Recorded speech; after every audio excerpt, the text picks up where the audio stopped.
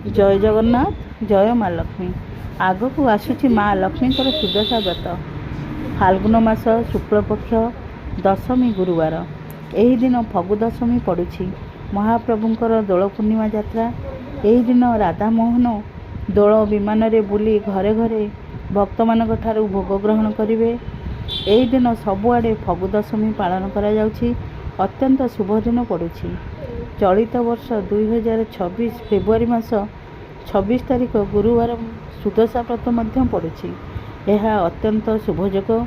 नुआ एवं पुराणा व्रतधारी माने यही व्रत करंतु। पांजीकार माने यही दिनटी को अत्यंत शुभ दिन बोली पांजीरे उल्लेख करिसेंती।